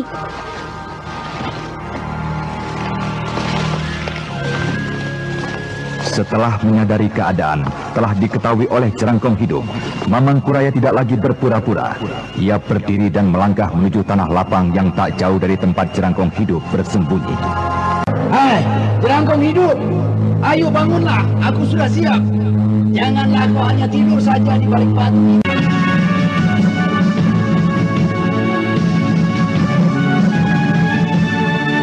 Teriakan dari Mamangkuraya sesaat bergema di sekitar arena itu. Jerangkong hidup yang memang sudah tak sabar lagi segera melompat dari balik batu di mana ia bersembunyi. Jerangkong hidup, ayo bangunlah, aku sudah siap. Janganlah kau hanya tidur saja di balik batu itu. Ayolah, tunjukkanlah semua ilmu kebanggaanmu itu. Akan aku pecahkan. Dan dalam waktu tidak lebih dari setengah harian, anak itu akan segera tampil untuk memperagakan pemecahannya berikut serangannya dariku. Jerangkong sombong, kau lihat dulu yang akan dimainkan bocah muridmu ini. Ayo, Purbaya, tunjukkanlah seranganku pada gurumu itu. Baiklah, Kek. Iya, pukul leher. Iya, putar, sapu kaki. Lompat. Pukul kiri. Ya, pukul kanan. Ya, pinggang. Iya, dada. Nah, jatuh. Sabut kaki. Iya, putar kaki lagi. Iya, kaki lagi. Kaki lagi. Iya, bagus. Leher. Hop, lompat. Bagus. Kau lihat bocah. Gurumu itu sudah terkapar dengan seranganku tadi. Dan belang. Kau mempergunakan jurus apa, Kuraya? Itu adalah salah satu jurus andalanku. Jurus pemukul jerangkong. Aku akui jurusmu memang hebat, Kuraya. Tapi aku belum dapat kau jatuhkan dengan jurusmu tadi itu. Kemarilah, bocah. Baiklah, Guru. Beberapa saat kemudian Jerangkong hidup sudah berada di balik batu tempat persembunyiannya. Dan dengan sekali sambar, urat utama pada lengan Purbaya sudah berada dalam cekalan Jerangkong hidup. Ada apa, Guru? Aduh, kenapa Guru menyakitiku? Lepaskan, Guru. Anak setan, katakan terus terang. Jurus apa yang diberikannya padamu itu? Dan dari mana kau memiliki tenaga hebat seperti tadi? Aduh, lepaskan dulu pegangan Guru. Ayo, katakan. atau kupijat hilang nyawamu. Saya tidak tahu jurus apa, tapi dasarnya dari gerak saya tadi adalah jurus kincir metu dasar, dan kemudian diberikan beberapa gerak perubahan, dan tenaga yang saya miliki sepenuhnya adalah pemberian dari kakek. Lalu kuda-kudamu itu tadi? Itu pun salah satu perubahan yang diberikan oleh kakek. Iya, baiklah. Aku percaya pada keteranganmu itu. Percayalah, Guru. Kakek tidak mungkin mendustai Guru lagi. Ini obat dari kakek untuk luka dalam Guru. Mana? Serahkan padaku.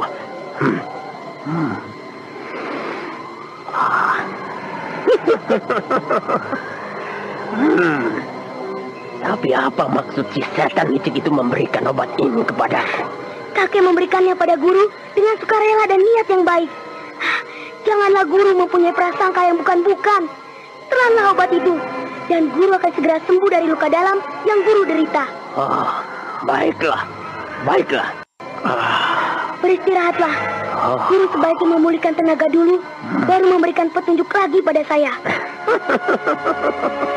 Tidak perlu, bocah. Obat ini adalah obat mujarab dari pendeta sakti Sanata Dharma. Obat ini dapat bekerja sendiri dengan baik. Ayolah, mari kuberikan petunjuk untuk mengalahkan jurus serangan tadi. Kau lihatlah batu ini, bocah. Perhatikanlah baik-baik. Aku akan melemparkan ke atas dan memukulnya. Lihat, bocah. Kau lihat apa yang terjadi, bocah? Batu tadi pecah akibat pukulan Guru. Dan sekarang, lihatlah kain kecil ini. Perhatikanlah. Sobekan kain kecil bajumu ini akan kulempar ke udara. Dan aku pukul seperti halnya batu tadi. Perhatikanlah, bocah.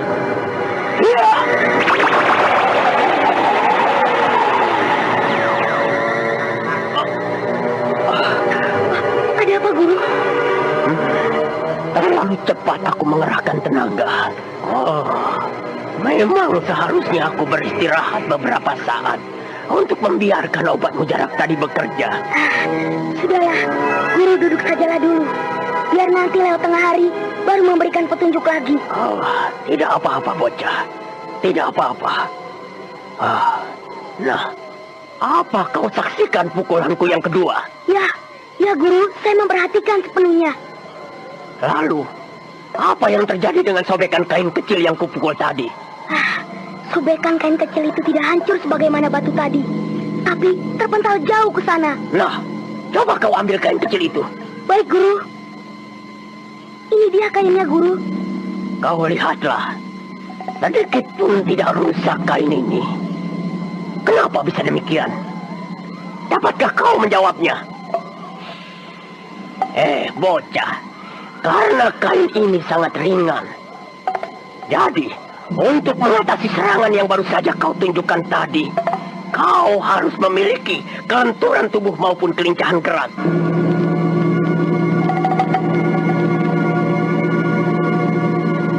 Kembali kini giliran si tokoh Mahagana Sirangkong hidup memberikan pengarahan pemecahan gerak dari serangan Mamang Kuraya tadi.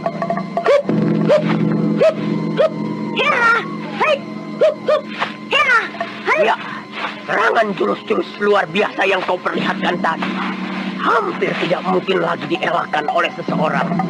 Akan tetapi, jika kau memiliki kelenturan tubuh sebagaimana kain tadi, tubuhmu justru akan bereaksi mengikuti angin pukulan lawan. Dan seluruh serangan tadi akan menjadi sia-sia. Tapi, bagaimana dengan gerak penutup serangan saya yang melakukan gerak menggunting? Nah, untuk serangan itu, inilah penangkalnya. Apa itu, Guru? Kenapa benda kecil itu Guru katakan sebagai gerak penangkalnya? Untuk menghadapi serangan menggunting itu. Karena serangan-serangan sebelumnya sudah mempersulit gerakanku, maka satu-satunya jalan adalah melemparkan ini ke arah lawan. Kenapa harus melemparkan ini pada lawan? Dengan melemparkan senjata ini, akan terjadi dua kemungkinan. Satu, lawanmu akan meneruskan serangannya dan akhirnya sama-sama terluka. Atau lawan menarik kembali serangannya untuk mengelakkan senjata ini. Jadi, keadaan dapat dikatakan sama, seimbang. Nah, ini, peganglah benda ini. Dan ingat, sebelum kau melemparkan benda ini, tekanlah tombol ini dengan tanganmu. Lalu, apa yang akan terjadi, Guru? Benda ini juga akan menimbulkan suara bising yang akan mengacaukan konsentrasi lawanmu. Nah, peganglah. Baiklah. Nah, sekarang marilah kita mulai mencoba untuk melatihnya. Demikianlah, dengan cukup telaten, Jerangkong Hidup memberikan beberapa gerak pemecahan pada Raden Purbaya, dan kemudian melengkapi dengan beberapa jurus serangannya. Sampai akhirnya sebelum tengah hari, Raden Purbaya sudah menguasai jurus pemecahan dan serangan balasan dari Jerangkong Hidup.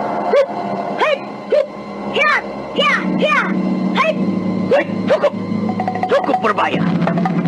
Sekarang kita tunjukkan serangan dan pemecahan Anda yang sekarang kuberikan masih pada Mamang mendengarkan Kuraya Sandiwara kakekmu Radio itu. Babat Tanah Luhur di channel Fauzan Ihsan.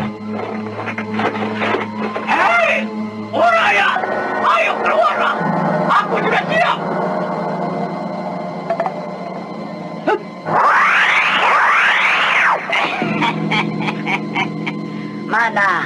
Mana kulihat pemecahanmu itu?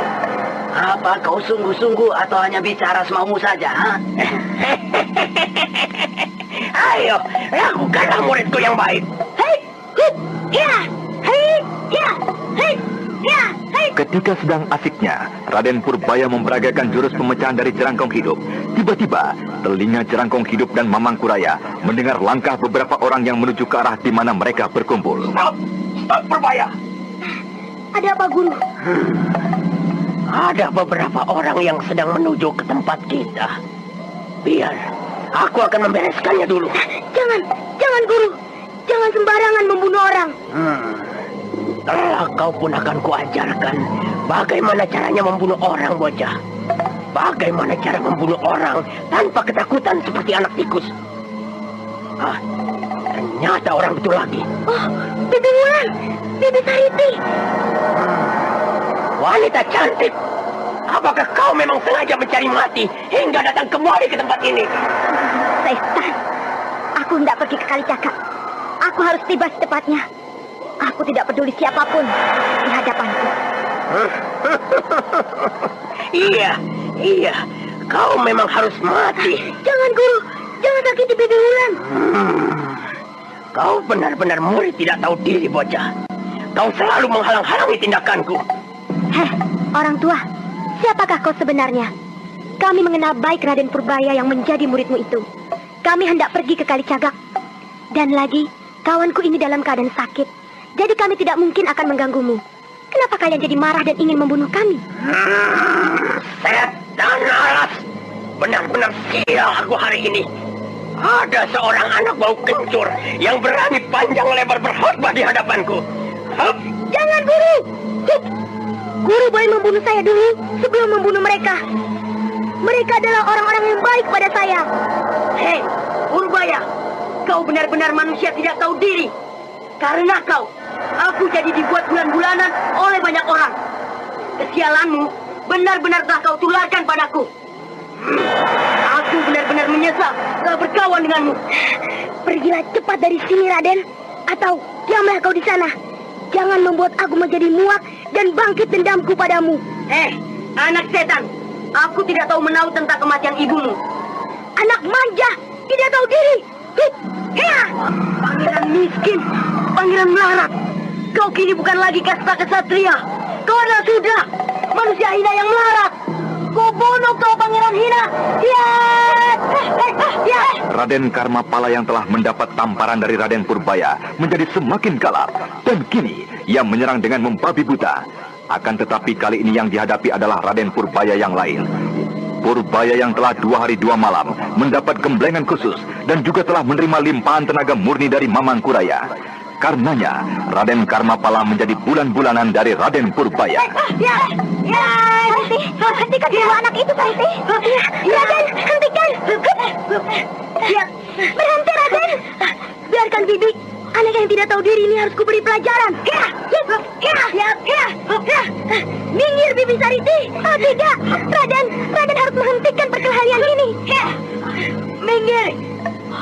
Jangan menghalangi perkelahianku. Minggir. Aku harus membalaskan sakit hatiku ini. Karena kesialannya, aku sampai dipermainkan banyak orang. Minggir. Cukup, Raden. Kalian tidak boleh melanjutkan perkelahian ini. Minggir, Bibi. Karmapala sudah membunuh ibuku. Tapi sedikit pun anak itu tidak menyatakan penyesalannya. Aku harus mengajar anak itu. Jika perlu sampai mati. Minggir. Biar aku yang akan mempertanggungjawabkan semua ini pada ayahandanya penguasa Pasundan ini. Minggir, Bibi. Raden Purbaya berusaha untuk menghajar Raden Karmapala yang berada di belakang Sariti. Maju beberapa langkah dan kemudian ia memutar cepat ke kanan. Sariti mengejarnya. Akan tetapi dengan gerakan yang tidak terduga, Raden Purbaya melompat balik dan sempat melancarkan sejurus pukulan pada Raden Karmapala. Babi bodoh, Setan Sudra, kubunuh kau Pangeran Melarat. Kau keterlaluan sekali, Raden. Maafkan aku. Lepaskan aku, Bibi Sariti. Lepaskan. Lepaskan. Lepaskan muridku itu. Siapakah kau, Kek? Kenapa kau membiarkan saja Raden Purbaya bersikap seperti ini? Bocah kurang ajar. Berani kau mengajar adat padaku. Lepaskan. Pundakku tiba-tiba menjadi lemah. Tulang-tulang terasa hancur. Apakah kakek itu yang telah melakukannya? Kubunuh kau Karmapala. Cukup Purbaya. Lanjutkan tugasmu dulu. Tidak, Guru. Aku harus membunuh Karmapala. Dia sudah membunuh ibuku.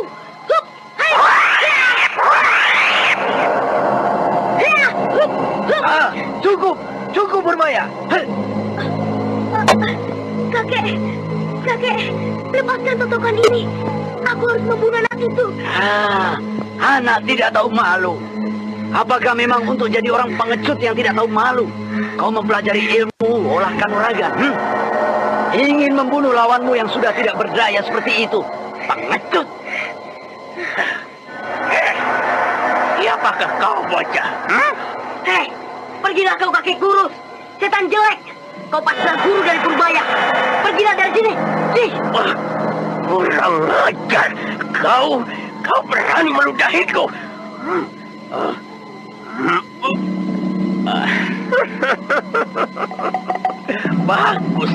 Bagus. Agaknya kau pun anak harimau.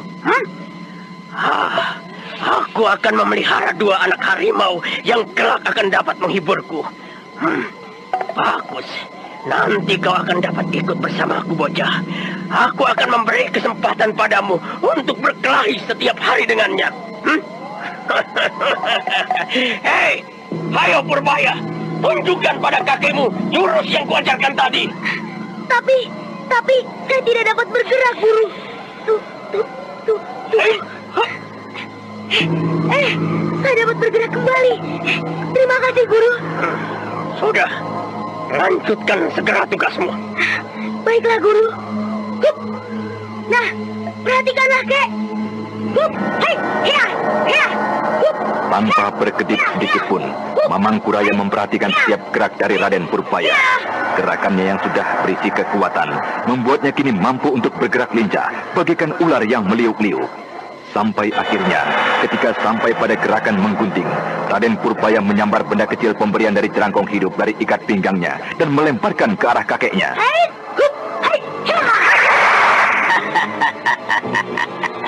Gerakan mengadu nyawa rupanya. Besi bulat yang meluncur ke arahnya disambar Mamang Kuraya tanpa curiga sedikit pun. Akan tetapi, ketika besi itu digenggamnya, jarum-jarum halus yang tersembunyi dalam lubang-lubang kecil pada besi bulat itu mencelat keluar, menusuk telapak tangan Mamang Kuraya. Purbaya, apa yang telah kau lakukan padaku?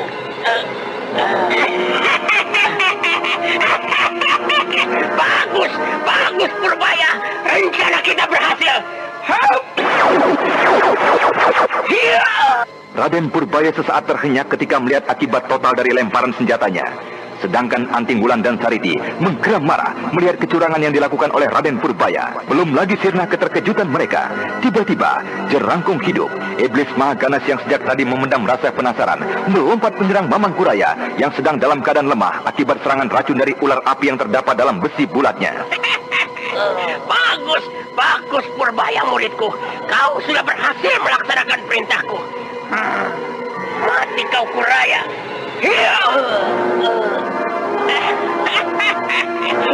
Apapun dan bagaimanapun caranya, kau sudah berhasil kukalahkan Kuraya.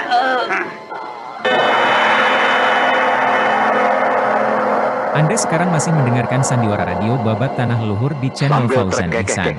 Iblis bertubuh tinggi kurus itu meraba seluruh tubuh Mamang Kuraya dan berhasil mengambil sebuah kitab kecil yang terbuat dari kulit hewan dan botol kecil yang berisi pil berwarna kekuning-kuningan. Terima kasih Kuraya. Kuraya. Oh, manusia tidak berguna. Ternyata kau sudah mampus. Ayolah Purbaya, kita tinggalkan tempat ini. Tunggu.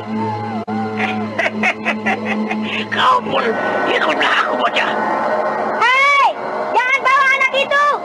Jangan bawa Raden Karmapala. Aku pinjam anak ini beberapa tahun. Kelak aku akan mengembalikannya. Sambil menggendong dua orang anak, Jerangkung Hidup melompat meninggalkan Sariti dan Anting Wulan yang terkapar di tanah bebatuan. Sedangkan Raden Purbaya bagaikan terkena sihir, membisu, tak sepatah kata pun yang dapat dikeluarkan dari mulutnya. Jiwanya merasa terpukul melihat kejadian-kejadian hebat yang berlangsung di hadapannya. Kakeknya yang sangat baik mati terbunuh oleh gurunya. Dan jalan untuk itu dialah yang membukanya, menyerang dengan senjata beracun. Celaka Sariti. Bagaimana mungkin kita akan dapat merebut Raden Karmapala dari iblis ganas itu? Raden Karmapala kelak akan tumbuh menjadi seorang pemuda perkasa, Wulan. Iya. Tapi sekaligus akan tumbuh menjadi iblis kecil. Sebagaimana halnya dengan Raden Purbaya. Anak itu dengan licik telah membunuh guru dari Eyang Resi. Marilah kita tutupi mayat kakek itu dengan batu-batuan, Wulan. Dan kemudian kita temui gurumu, Resi Wanayasa. Biarlah dia yang memutuskan apa yang harus kita lakukan kemudian. Mari Sariti. Dengan tertatih-tatih, kedua gadis perkasa yang mengalami luka dalam yang cukup parah itu menutupi tubuh Mamang Kuraya yang telah menjadi mayat itu dengan batu-batuan. Dan kemudian, setelah beristirahat sejenak, keduanya kemudian menuju Kali Cagak di mana Resi Wanayasa berada. Sementara itu, Prabu Jaya Suntana tengah mengerahkan para prajurit serta pembantu-pembantunya untuk mengumpulkan laki-laki yang dapat dijadikan prajurit. Dari anak muda hingga orang tua yang masih cukup mempunyai kekuatan, sukarela maupun dengan paksaan, semuanya diwajibkan untuk mengikuti latihan olah keprajuritan.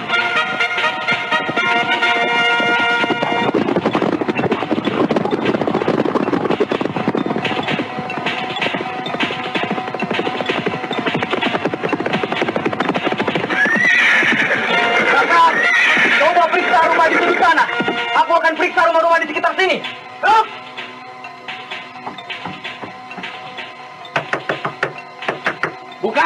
Buka pintu ini.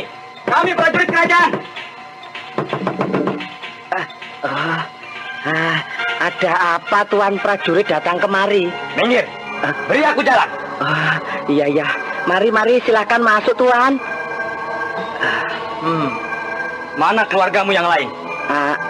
Tuan, mereka sedang pergi ke Galuh, ke rumah saudara kami di sana. Kau tahu maksud kedatangan kami kemari? Tidak Tuan, tidak. Saya tidak tahu Tuan. Hei, apakah pengumuman dan selebaran yang dipasang di setiap jalan di kota raja ini dan di seluruh desa-desa di Karangsedana, kau tidak tahu? Iya. Saya tahu itu Tuan, iya, saya tahu. Nah, lalu kenapa kau masih juga membiarkan keluargamu keluar dari kota ini? Bagaimana ya?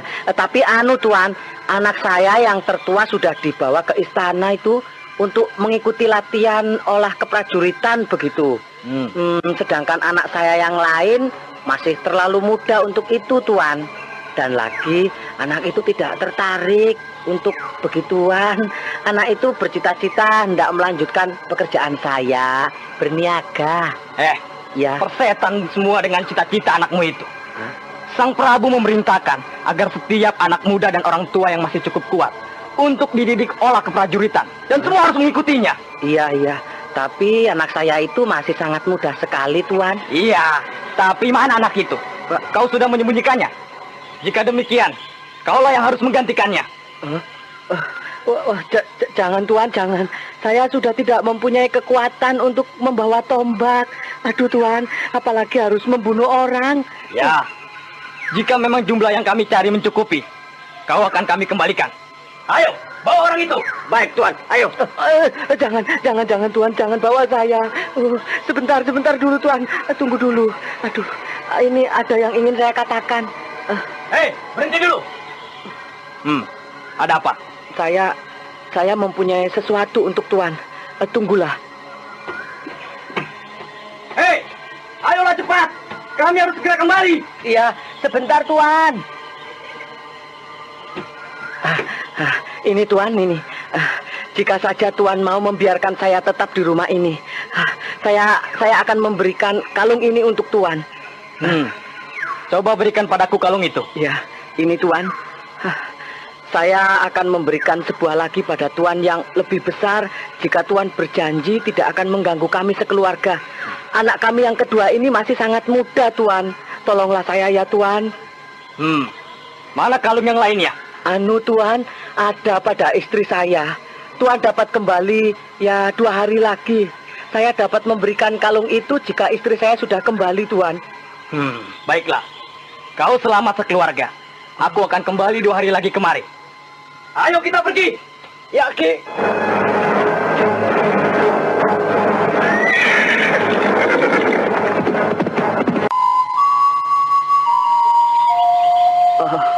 Aku harus segera meninggalkan kota raja ini menyusul istriku. Kota ini menjadi semakin parah saja. Iya, semenjak pemerintahan baru dipegang oleh Prabu Jayasuntana. Nah, aku harus segera berkemas. Malam nanti aku akan meninggalkan desa ini.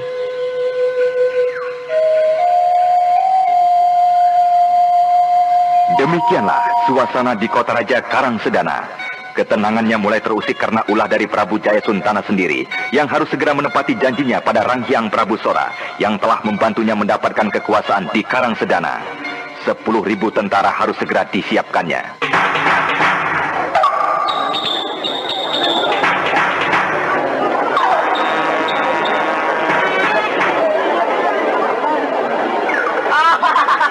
Ayo, kejar dan tangkap kuda itu. Hei, kau yang di sana, gelar apa yang sedang kau siapkan? Ayo, perbaiki. Ya, bagus. Ayo, teruskan latihan kalian. Sebentar lagi kalian boleh istirahat. Ayo, jangan berhenti dulu sebelum saatnya. Terus. Sementara itu di bagian lain dari kota raja, Ki Cangkara bersama istri dan Intan Pandini kemanakannya juga tak luput dari kemelut yang sedang melanda kota raja dan seluruh bagian kerajaan Karangsedana. Bu, buka pintu itu, Bu. Alah, Pak. Apa yang terjadi dengan dirimu? Kenapa muka dan tubuhmu ini, Pak? Bu. Ayo, masuklah, Pak. Masuk. Pak. Sakit sekali, Bu. Aduh, Pak. Kenapa jadi begini, Pak? Intan. Benar-benar setan mereka itu, Bu. Siapa, Pak? Siapa? Ada apa, Bi? Apa yang terjadi dengan paman? Ayo bantu aku. Angkat pamanmu ini ke dalam, Intan. Baik, Bi. Ayo angkat.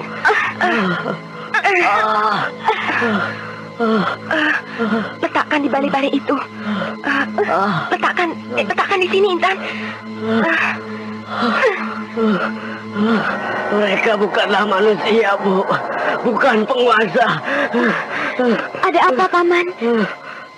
Apa yang terjadi dengan Paman?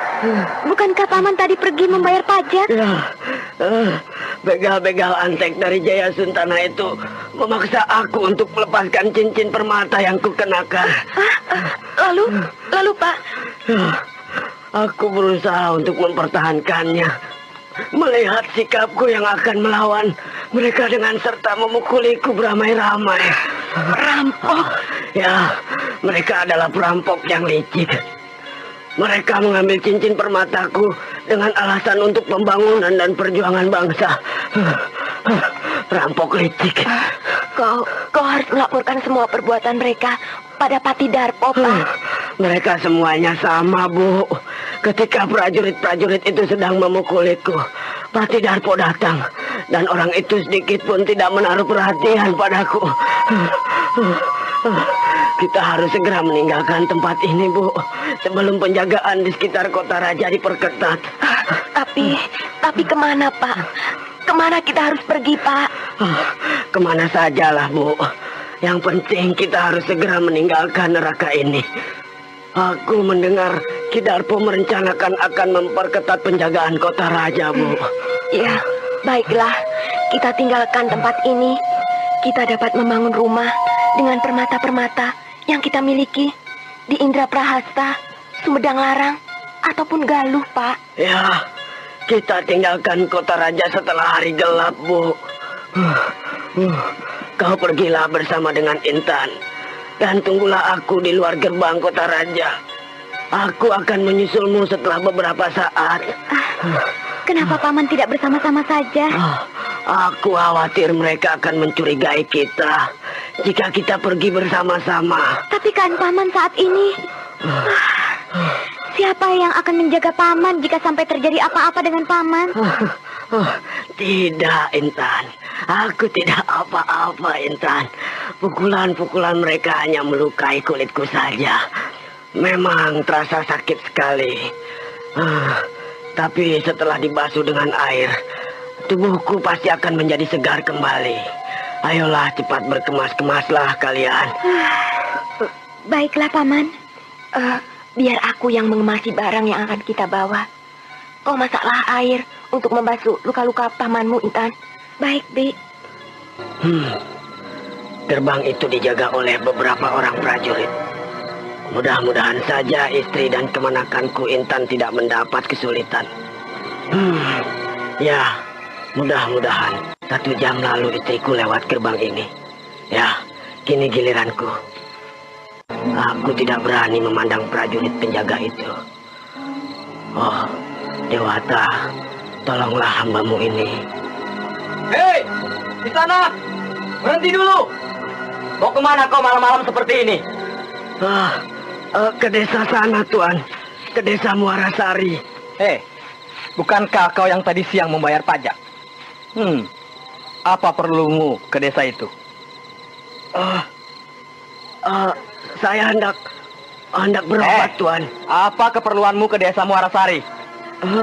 Saya hendak berobat, Tuan. Berobat? Apa yang hendak kau obati? Apakah kau sedang sakit? Iya, Tuan. Seluruh tubuh saya ini, Tuan.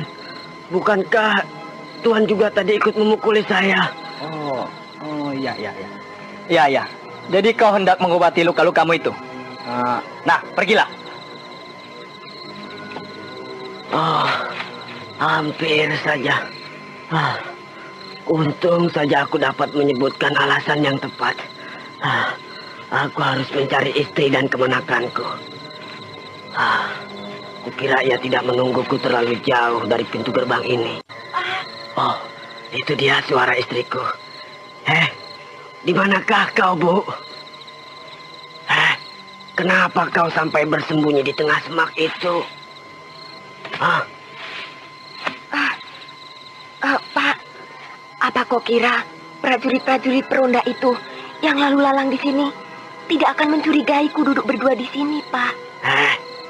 Maksudmu di sekitar sini banyak prajurit peronda? Iya, Pak. Mereka berkuda, masing-masing 2 atau 3 orang. Oh, jika demikian, ayolah kita lanjutkan perjalanan kita, Bu.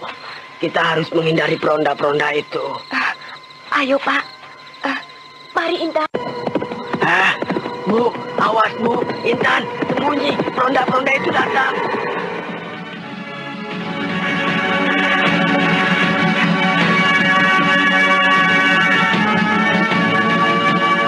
Ki Sangkara segera menarik istri dan anaknya masuk ke dalam semak. Ketika dari kejauhan ia melihat beberapa ekor kuda mendatanginya. Nah, pendengar sekalian, apakah yang terjadi dengan Intan Pandini, paman dan bibinya? Apakah mereka akan berhasil meninggalkan Karangsedana dengan selamat? Untuk mengetahui semua jawabannya, ikutilah kisah Babat Tanah Leluhur. Sampai jumpa.